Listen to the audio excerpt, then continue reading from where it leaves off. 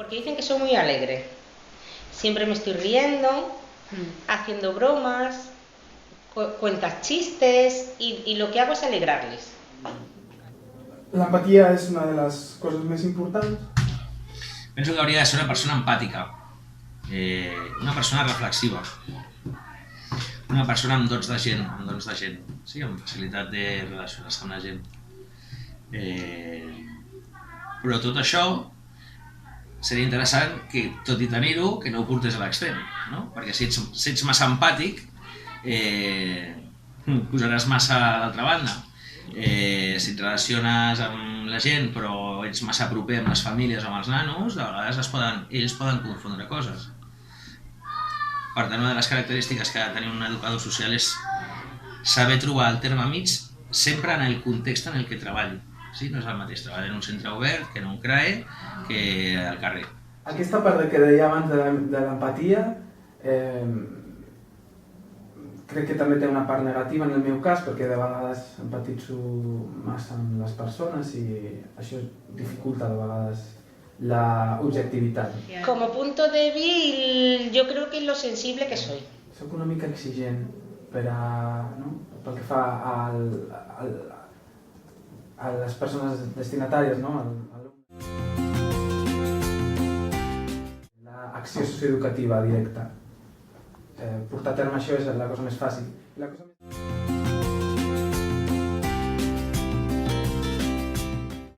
pitjor són la manca de recursos a nivell social. Hi ha situacions complexes que et posen entre l'espasa i la paret i hi ha situacions que et fan sentir malament. Hi ha situacions que com pot ser veritat, això sí que com pot ser que davant d'aquesta situació, perquè ells jutja o es regeix per això i si això no és així, que tu des d'una altra perspectiva costa d'entendre aquesta situació. Llavors és el més difícil, és el més dur, ¿no? Però no el pitjor. Aunque lo veas que se cierra, siempre tienes que ir intentándolo, ¿vale? Entonces, no, claro, no te puedes decir esta persona no y la apartas. La cosa més difícil crec que és poder resoldre o poder canalitzar totes les demandes de la gent que m'arriben. Jo crec que el més difícil és quan tu veus una realitat i la persona no la veu.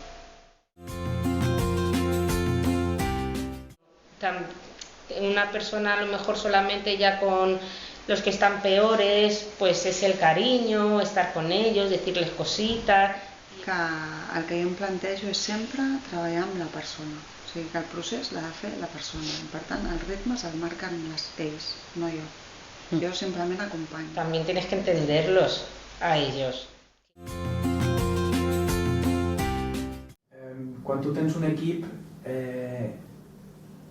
la possibilitat de parlar casos amb l'equip fa que la teva angoixa les situacions més complicades baixi, d'acord?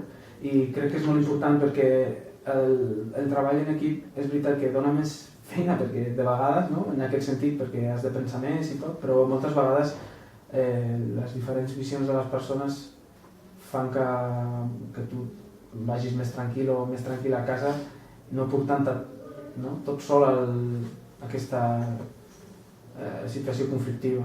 Dic que és important el treball en equip. També us dic que a mi personalment m'agrada treballar amb altres figures professionals. Connectem a l'hora de treballar. Cadascú té la seva manera de treballar i cadascú aporta la seva mirada del cas i ens compenetrem, la veritat és que molt bé. I que sí que tens aquesta, per molt que ella estigui en un cas i en un altre, després trobem espais i et sents molt acompanyat en els processos.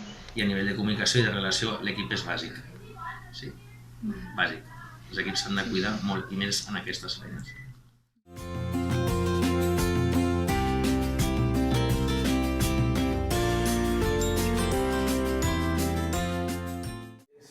Soc de l'opinió que l'educació per definició ha de partir de l'afectivitat. Llavors crec que no hi ha una separació tan gran. Yo aunque tenga mis problemas que son míos, yo cuando llego siempre me verás con la sonrisa.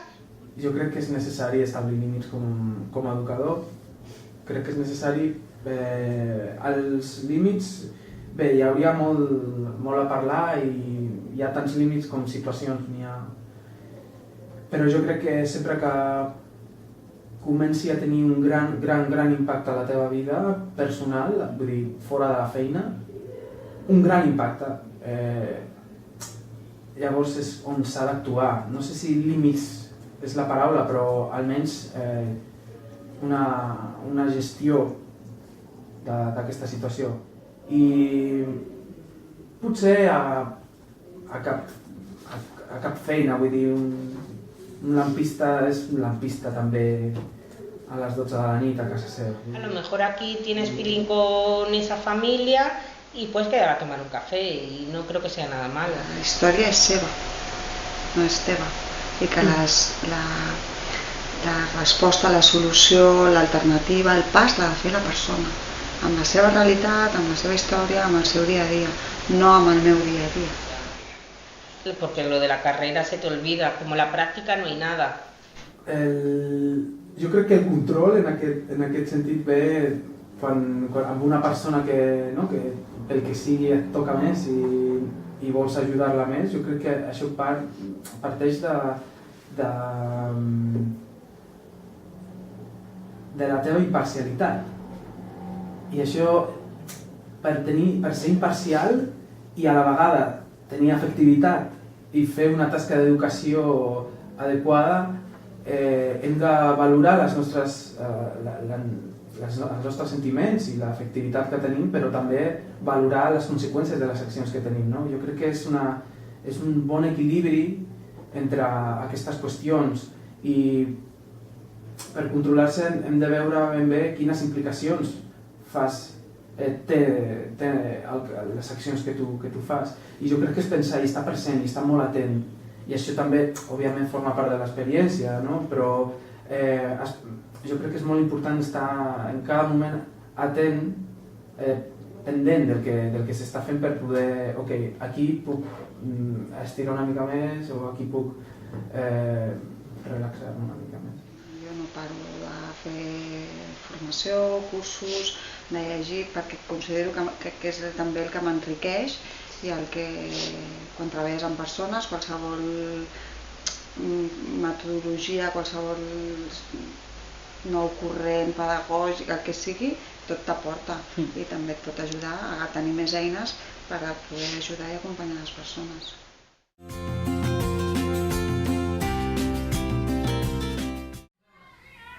És complicat, sí, però també és apassionant, perquè és construir una relació. A ver, este trabajo es muy bonito, pero luego es duro. El que m'agrada és la meva feina.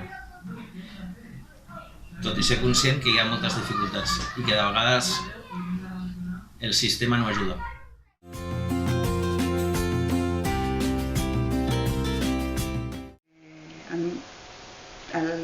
El que més m'agrada és el contacte amb les persones i el treball en xarxa.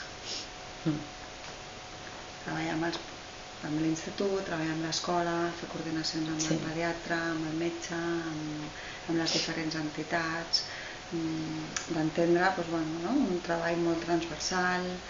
Jo trobo que és una de les tasques més enriquidores que té l'educador, que també fas moltes accions de prevenció, de sensibilització, que a vegades també no només és l'atenció que fem nosaltres dins del despatx, sinó tot el que treballes a nivell més general.